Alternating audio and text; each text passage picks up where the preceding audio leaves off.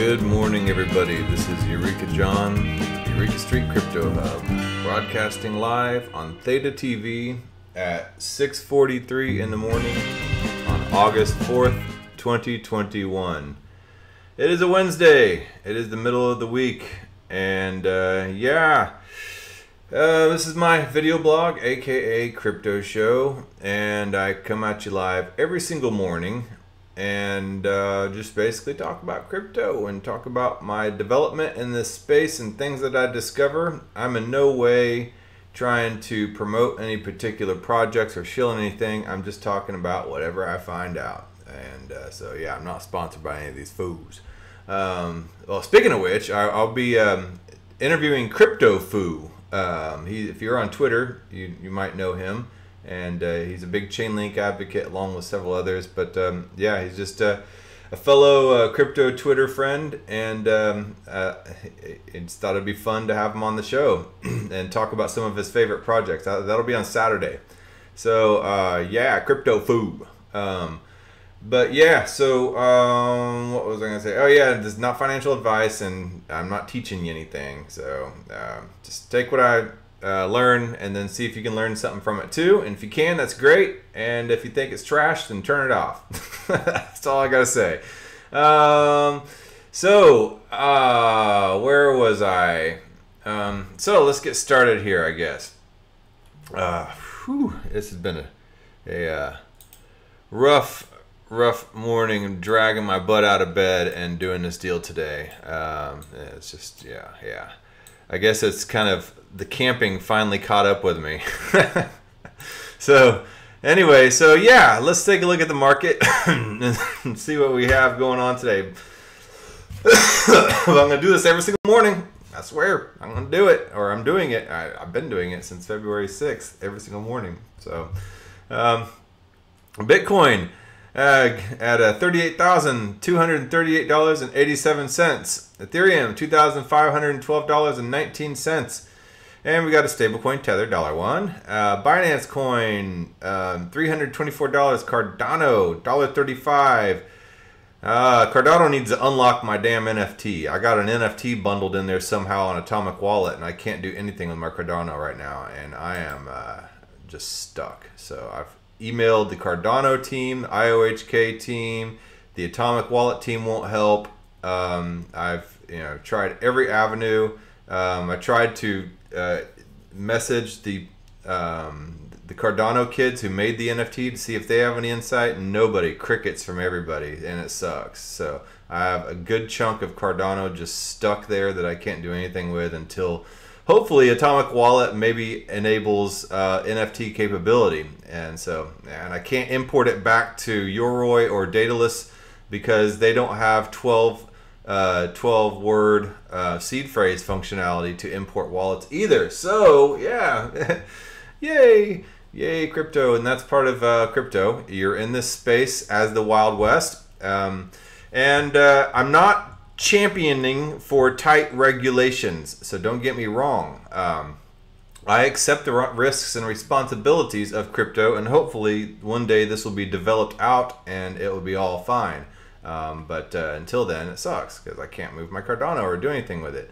Anyway, XRP 70 cents, USDC dollars, that's stablecoin, Dogecoin 19 cents, Polkadot 17.51, Binance $1 stablecoin, and Uniswap 21.41, Chainlink 23.35, up 20.7%. They're getting ready to have the SmartCon conference. If you are not in the know about that, let's see here. SmartCon Chainlink. Okay, so let's show you this. This is a annual Chainlink conference, and yeah, it's Smart Contract Summit. And let's see here.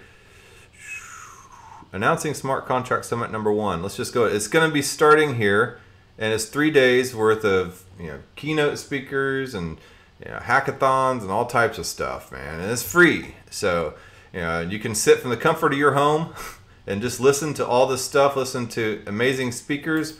I'm sure Sergey Nazarov will be speaking, and Let's see here. View speakers. All right, Sergey Nazarov. Yeah, Ari Jules is speaking. You got the CTO of Coinbase, the CEO and founder of Aave, Robert Leshner, the founder of Compound Labs. Kane Warwick from Synthetics, Camila Russo from The Defiant, Alex Mashinsky from Celsius. You got some heavy hitters in here. So if you haven't signed up for this, I would definitely try to make time to.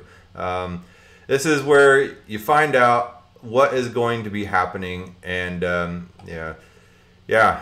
then as somebody who's investing in the crypto space, it's especially important to know where the tide will be turning, and things like this will help you determine that. So as I scroll down, you can see that there are a lot of people that are going to be speaking on various topics surrounding smart contracts. And if you are interested in smart contracts in the crypto space, this would probably be something of interest to you. And it'd be interesting to see if the Chainlink price gets a little pump before this, and it seems to be having, I don't know if this is a result of the SmartCon conference or not, but a lot of people are going to be coming out of there all hyped up, being like, yeah, Chainlink, so. Good morning, Randy. How you doing? I got Randy's message. He sent me a message of a Chris Blec posting, and I'll show that here in a second, and it's the DeFi Report. And there's some truly fascinating statistical information in there that I think needs to be covered. Solana, $34.26, up 22.6%. I think Solana is a good buy, in my personal opinion. Polygon, I think, is also a good buy, is $1.02. Let's see here. Theta Network, I think it's a good buy. And I know it dropped from $20 after a bunch of hype and all that stuff. Yeah, I think we are in the very early stages. And some of the things that I will show you in this DeFi report will prove that we are in the very early stages. So what else we got here? The Graph, 64 cents. I'm waiting to be able to buy a good big chunk of the Graph as well. And then see Axie Infinity, that was on a tear for a while, is now down 8.9%. And yeah, so that's pretty much what I have here. What's up, Plutkov614? Thanks for jumping on here.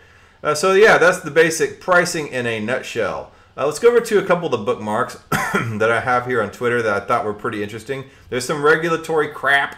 I was speaking about the regulations. I'm not for regulations, even though I'm kind of upset at Cardano. And again, I accept the responsibility of being in this space, and that it is the Wild West.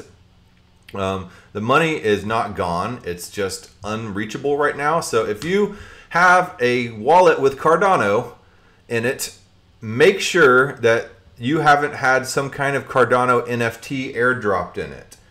And then when you try to move it, make sure there's not an NFT bundled in it and it ends up in another Cardano wallet that does not support NFTs.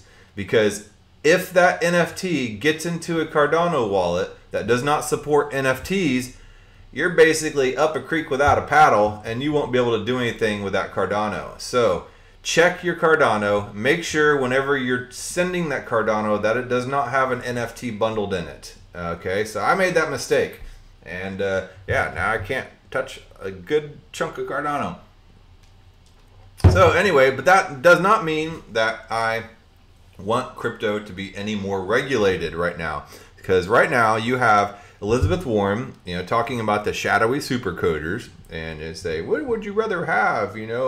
A financial system run by large banks that, of course, are credible and never do anything to hurt the average citizen, and they're all out for our protection. Or would you rather have it run by shadowy supercoders?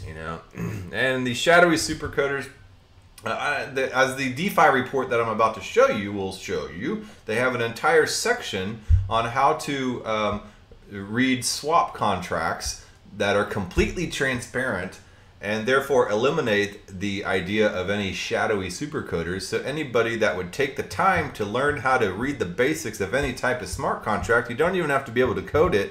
You could look at the smart contract and be able to know what is going on and realize that there are no shadowy supercoders involved unless you're into some really kind of janky project, you know. But other than that, it's kind of, the more you learn about crypto, the more you're able to pick out which projects are the janky ones and which ones are the good ones.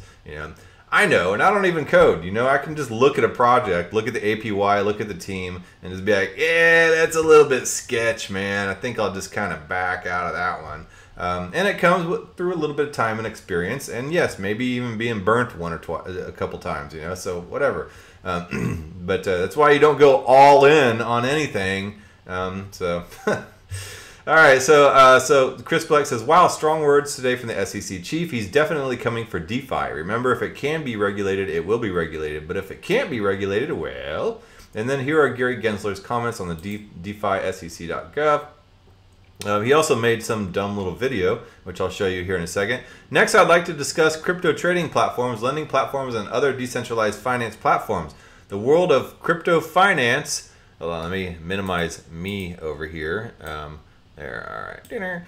The world of crypto finance now has platforms where people can trade tokens and other venues where people can lend tokens, like Aave and Compound and stuff like that. I believe these platforms not only can implicate the securities laws, some platforms can also implicate the commodities laws and the banking laws. A typical trading platform has more than 50 tokens on it. In fact, many have well in excess of 100 tokens. While each token's legal status depends on its own facts and circumstances, the probability is quite remote that with 50 or 100 tokens, any given platform has zero securities.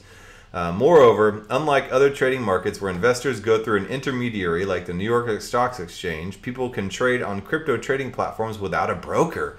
Oh my gosh. 24 hours a day, 7 days a week from around the globe. Can you imagine trading without some kind of middleman, like taking their pinch, Further, while many overseas platforms, because we can't do it ourselves, obviously, we're too stupid. So anyway, further, while many overseas platforms state that they don't allow U.S. investors, there are allegations that some unregulated foreign exchanges facilitate trading by U.S. traders who are using virtual private networks or VPNs. My gosh, the American public is buying, selling, and lending crypto on these trading, lending, and DeFi platforms, and there are significant gaps in investor protection because it's all about our protection. What about the children? Make no mistake, to the extent that there are securities on these trading platforms, under our laws, they have to register with the commission unless they meet an exemption. Make no mistake, if a lending platform is offering securities, it also falls into the SEC jurisdiction to bully and harass.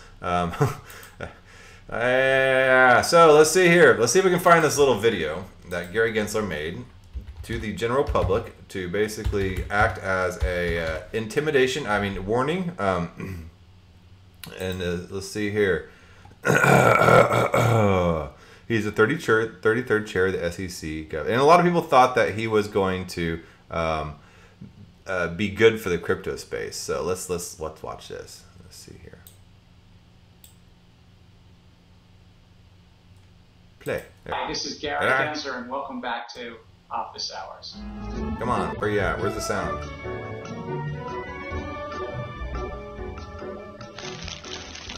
What does the SEC have to do with crypto? And why is the chair of the SEC talking about All right, so hold on. Let me start this. Hi, this is Gary Gensler, and welcome back to Office Hours.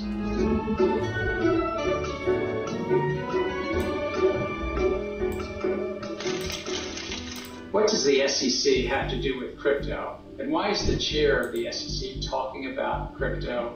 Now, technologies come along decade after decade, but those that have a chance to thrive, grow, come within the public policy framework. To be clear, I think that the SEC should be technology neutral.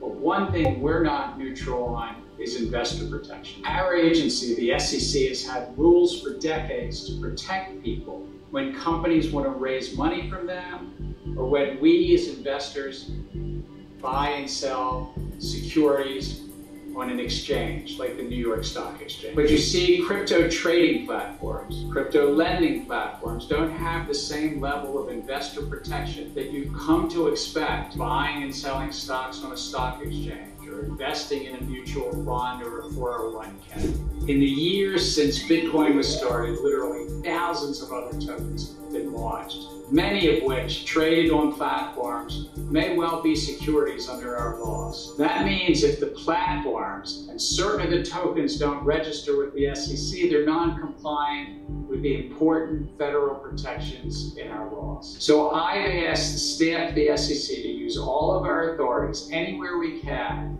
to uncover any wrongdoing. Our authorities aren't enough. I've also recommended to Congress for them to consider filling those gaps with a goal of investor protection. To those currently or considering investing in crypto, please remember, not only are they a highly speculative asset class, but there are also significant gaps in the investor protection afforded to you. I think that moving forward, promoting investor protection is not only good for you and for anyone who would consider investing in these assets. I think that it's the only real viable path forward for this nascent technology. See, at the heart of finance is trust, and trust rests on investor protection. And so that's what the SEC has to do with crypto, investor protection. Okay, so at the heart of investing is trust. That's interesting that the SEC is talking about trust when the entire U.S. stock market and the banking system has violated our trust over and over and over again, to the point where we have been basically cornered and forced and put against the wall to create something like DeFi so we can go around them. The entire existence of cryptocurrency was born out of frustration from a violation of trust of the average person. And but they're here for our protection, of course, And I wonder what a wrongdoing is. Is a wrongdoing me using a VPN to get into Binance and create a couple trades? Are they going to come down on me for something like that? Yeah, it's getting a little tense in the room. The air is getting a little stuffy.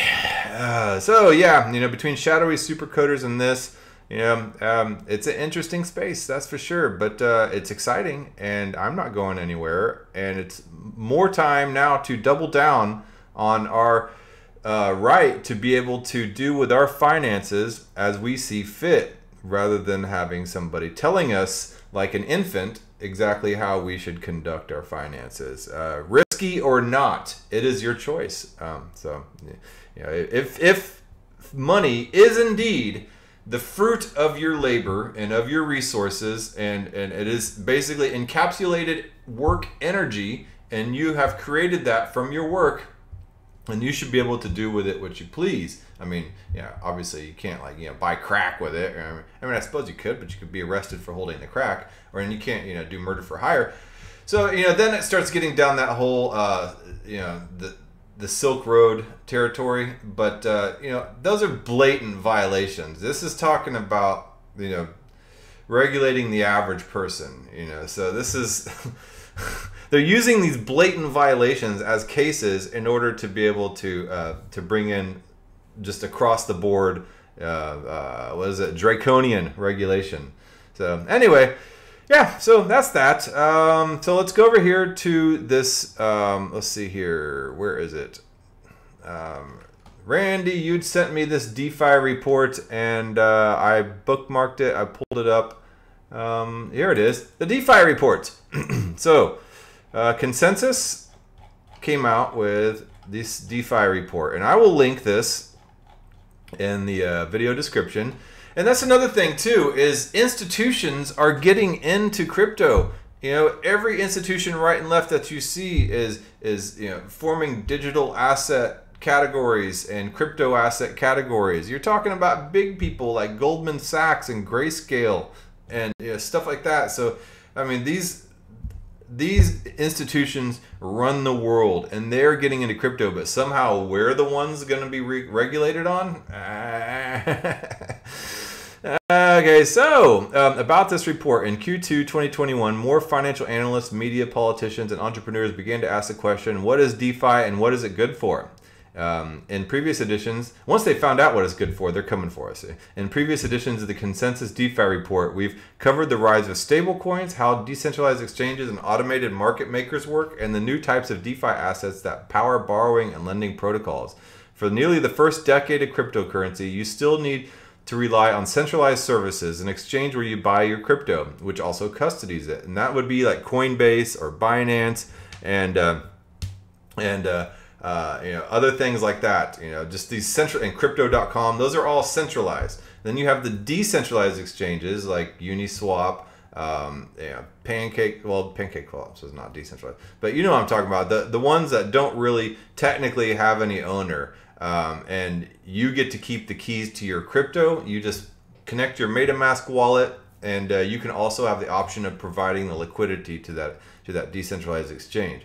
Anyway, a centralized exchange, an exchange where you could buy your crypto, which also custodies it, a service to change a more volatile cryptocurrency into USD and leverage trading activities. And then DeFi began solving the glaring contradiction that decentralized money should also come with decentralized services. You shouldn't have to trust a company to custody assets, not restrict access to or freeze your assets. If you are using a self-hosted wallet like MetaMask already, why not rely on a centralized application to trade, borrow, lend, or crowdfund? Okay, so they give you a brief overview, the DeFi economy built on Ethereum, decentralized exchanges, kind of go over all that and the statistics here.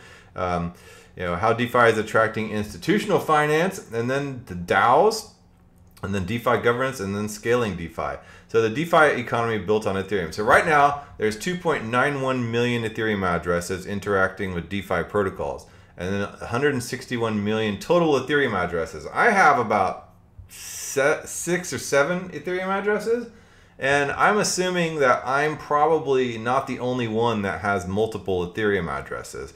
So you could probably whittle this number down significantly, because at this stage, anybody who's into crypto pretty much has more than one Ethereum address. So yeah, this 161 million can be whittled down a lot, and so you can assume maybe a third of this. I would venture to say. So that's not very many people on a global scale that are using all this stuff. So we are so early. If you start thinking that, oh my God, I'm late, this is so expensive, I can't buy Ethereum at $2,500, or whatever, it's just these statistics bring the reality. There's only 8 million MetaMask MAU. I'm not sure what MAU is. Another metric to gauge DeFi use the number of monthly active users. So there's 8 million monthly active users on MetaMask, which is the leading non-custodial wallet on Ethereum. By June 1st, 2021, MetaMask monthly active users surpassed 7.3 million. This is in part due to the growth of DeFi applications on other Ethereum virtual machine compatible networks that users can access via MetaMask, like Binance Smart Chain and Polygon. We dive deeper into this in the scaling DeFi section. So 8 million, that's a fairly large US city. It's like the size of Houston, I guess, and it's just, it's not very many people when you think about it in the context of cryptocurrency and the fact that you are indeed very, very early. Stablecoin supply continued to grow at a rapid pace in Q2 2021, now representing a total issuance of near $65 billion US, up more than 60% since the end of Q1 2021. There's different types of stablecoins. There's DAI, the decentralized one, USDC, which is run by Circle Pay, I believe. And then there's Tether, and then there's let's see here, there's Pax, and then Binance USD, and there's Huobi USD. There's a bunch of different stablecoins, but this is 1, 2, 3, 4, 6 right here. So if you look at this, there is up here, each of these has well over $50 billion in US dollars on Ethereum in some way, shape, or form. That's because the savings interest rates on Ethereum are a lot better. Why get this 0.05 or 0.1% best interest rate from a bank or a credit union or whatever for your crappy fiat dollar when you could just move it over to the crypto space, get a USDC dollar, you know, that represents $1 is not going to be changed. You know, it's not going to go up or down, maybe by a penny at most, temporarily. But then you can get, you know, 5, 8, depending on the platform, percent interest on it. You know, and yeah, so and those are 1980s savings rates. You know, so it's a no-brainer. You know, and other than the fact that they're not FDIC insured, but I don't know anybody who's ever had to use FDIC insurance. I've never used it. If something did indeed hit the fan, will FDIC actually pay out? I don't know, man. That's your call to make. Yeah, but that's a lot of money right here. All this, you know, and look how fast it's grown up since just January of 2021. It's grown exponentially, and that's why we have over here in CoinGecko, we have 3 stablecoins in the top 10 of all this crypto market cap. So it's pretty nutso if you ask me. Let's see here. And then stablecoins like MakerDAO's DAI or Center, USDC, are not only one of the great early foundations for DeFi, but are also a way to hedge against volatility in crypto markets. And I've used this analogy before. Stablecoins are like the side of the pool during Adult Swim. All the kids get out of the pool and they go stand on the side while, you know, it's just a nice calm experience for the adults. But you know, the kids become no longer kids; they become stable coins when they're sitting on the side of the pool, and you know, they can't cause any harm over there, and you know, the water is nice and smooth over in the crypto pool. So it's a place where you kind of want to just take a break from the volatile crypto market. You can trade in and out, and you don't have to deal with banks to trading to the actual US dollar. You don't have to deal with centralized exchanges and all that stuff. You're still creating a taxable event, but by moving tokens. And I'm not super clear on all that. But either way, it's an easy way to go in and out of crypto to dollar without actually cashing out. And here's the Ethereum price. We had a major spike in May, as you all know. Outstanding loans per project. You see Aave, Compound, and MakerDAO are the 3 big blue chip DeFi lending platforms. And you have on, I didn't realize MakerDAO had the most, but I guess MakerDAO is a good starting point where you lock up your Ethereum and you get DAI in return. And from there, you can take that DAI and go into other lending platforms and use that DAI to also collateralize as well. But yeah, MakerDAO has the most, and it's, you know, I mean, it looks to me roughly about $20 billion. So yeah, it's pretty insane. Compound has more loans out than Aave, which is surprising. I actually have a loan out on Aave. And then let's see here, the DEXs. There's a lot of different DEXs here, as you can tell. Uniswap, Synthetics, SushiSwap, Oasis, Mooniswap, Loopring, LinkSwap, Kyber, Gnosis Protocol. I mean, there's a ton of them here. DYDX, don't forget, there's a retroactive airdrop if you've ever used DYDX going on right now. And then, so let's see here. And then the Uniswap trading volume, and Uniswap is going into version 3. And so as you see, naturally, Uniswap version 2 trading volume is plummeting while Uniswap version 3 is going up. And let's see, anatomy of a token swap. Okay, this is what I was talking about here. Token swaps have become a major part of the DeFi ecosystem, from swap aggregators built into MetaMask to decentralized exchanges and automated market makers, Uniswap, SushiSwap, Curve, 1inch, and many others. We think it's important to give our readers a peek under the hood of foundational concepts and code that make a swap possible. And so they're going to look at some code snippets based on Ethereum Foundation ERC20 tutorials, Open Zeppelin, and Uniswap smart contracts. Why is this important? As we have mentioned in other DeFi reports and on the Consensys blog, Ethereum allows for transparency. We can inspect the smart contract code that powers the DEXs and AMMs we interact with and see what those shadowy super-coders, as Elizabeth Warren says, are doing. The claim of transparency requires a user to have the literacy and tools to actually see what is going on. And our goal is to do that for you here, providing some literacy around what this code does and provides insight into how our decentralized ecosystem works. If you find this section interesting and want to learn more about how to read and write smart contracts, we encourage you to sign up for the Consensys Academy Blockchain Developer Program 2021. And there are so many blockchain developer programs right now that are free. It's available for you. They want you to learn. People want you to learn to read, boys and girls. Become literate. Learn what's actually going on in the world, and don't just believe these politicians that call us everybody's shadowy super-coders because they're ignorant and don't have any idea of what is happening. And so they're scared. And what do people do when they're scared? They sit here and attack and point fingers. And that's exactly what is going on when this is all out here in front of you, folks. So what is a token swap? In this example, we're going to define a token swap as an exchange of fungible tokens that conform to the ERC20 token standard. The token or tokens will be moved from one address to another address in exchange for a different ERC20 token atomically. At the same time, a token swap can occur between two addresses not associated with a smart contract, often serving as a wallet.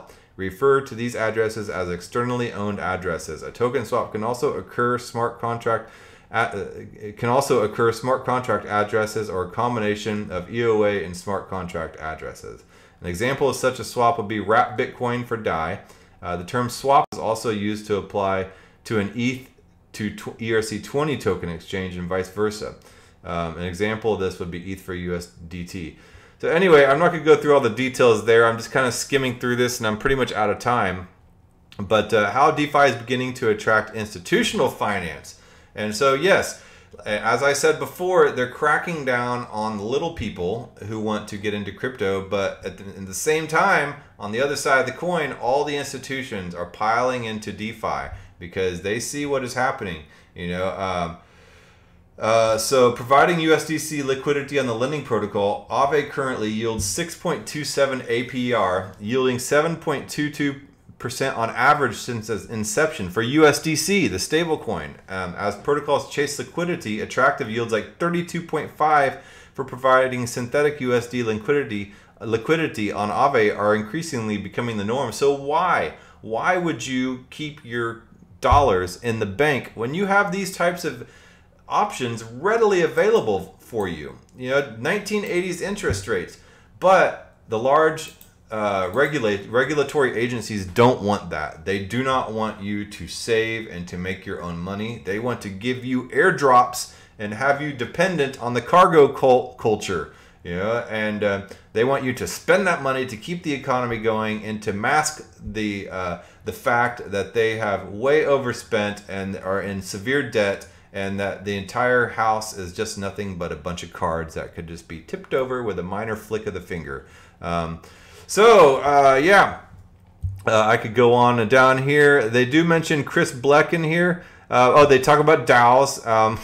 DAOs are interesting. I've done many shows on DAOs. They're decentralized autonomous organizations, and I'm a member of the Bankless DAO. And speaking of which, yesterday I did attend a podcast on this DAO that I was at, and I will show you here. Right there, I went into Crypto Voxels as this avatar right here, into the metaverse, and listened to this podcast about called Free Paintings, and it's an NFT project. And I listened to these artists speak about NFTs and how artists are going to be working into that space and all that stuff. And here's all these other people who were attending. A lot of them are within my DAO as well. But I think this is, in a way, kind of the future of meeting spaces. And in the future, I'll probably have my name there with my little skin and clothes that I could use in whatever metaverse I decided to jump into. But yeah, that's basically... I learned about this through the DAO, a decentralized autonomous organization. It is not a top-down corporate structure like we have been used to. It is it's a horizontal type of organization in which everybody is included in the governance of the organization. And there's a lot more to talk about there, and I have talked about it. I'm not going to go into the details, but so here, just real quick. Let's see. What the continued success of DeFi protocols and services, decentralized autonomous organizations, DAOs, as a means of governance protocols have flourished. These DAOs, which number in the thousands, control sizable treasuries, and that can be allocated towards various initiatives and new projects. In fact, more than $6 billion worth of digital assets are now held in the top 20 DAOs alone. That's a lot of money, but nothing compared to the global, market value out there. While well known, DeFi projects such as Compound and Uniswap command the largest DAOs. There are thousands of other projects, from media organizations like Bankless, the one that I'm a part of, to social tokens like Alex Masmej, to public funding entities like Gitcoin that utilize DAOs to coordinate, govern, and manage their financials. There are now more than 190,000 DAO members across crypto. So that's a lot. DAOs have been able to largely flourish because of the emerging tooling and development ecosystem that is increasingly providing necessary functions to support these new organizational structures. Our very own Corbin Page did an excellent job creating an infographic depicting the ecosystem. And so yeah, there's token services, governance. I mean, it gets all into it, you know. And the more you get into DAOs, the more you see the nitty-gritty of it. So over time, DAOs would gain more relevance as real disagreements emerge between key stakeholders within communities that can only be solved by campaigns for votes, similar to activist investing. Until then, there are true disagreements between key stakeholders of DAOs. Gadflys such as Chris Blec will continue to be the sole parties that point out the current areas of improvement within DAOs. Chris Blec is a well-known contrarian. And here he is right here. He's a contrarian in the DeFi space, and he's kind of become this DeFi watchdog, kind of regulating in a way. See, this is what the regulators, the SEC, don't understand, is that places like crypto Twitter can be a blessing and a curse. Crypto Twitter, you know, you can find out, you can be led astray for sure on crypto Twitter, but you can also find good people and good information like this, and it can lead you down rabbit holes on projects, good and bad rabbit holes. And yeah, you know, but this is one of these guys, Chris Blec on here. You should follow him. And he's the Gadfly. And he says, nice shout out on Consensys latest DeFi report. I'm embracing this Gadfly term ever since I learned that it was associated with Socrates. So what is a Gadfly? It is a person who interferes with the status quo of a society or community by posing novel, contrary, upsetting questions, usually directed at authorities. The term is originally associated with the ancient Greek philosopher Socrates and his defense when on trial for his life. So I think it's a pretty cool comparison. I'm not saying Chris Blec is Socrates, but yeah, he's kind of playing a little bit of that role right now in the DeFi world that is needed. You know, so without regulations like the SEC wants to try to give us, I don't really, oh, sorry, my meta world is in the way. All right, so I do this sometimes. Okay, so anyway, so yeah, back to this. So I'll show you here. A Gadfly is a person who interferes with the status quo of a society or community by posing novel, potentially upsetting questions, usually directed at authorities. Chris Blec is that Gadfly, and yeah, they are needed in the space, especially in the face of large regulatory institutions like the SEC trying to jump in the way and put down hardcore regulations for our protection that will only end up oppressing us in the future. I prefer, honestly, nice organic regulatory people popping up and spouting the truth, and then letting the population decide based on that. And yeah, people like Chris Blec are needed in the space, and that's organic. That's you know, to me that seems right. And then it leaves the power in the individual and in the person to make their own decision after that, what they're going to do when approaching a project.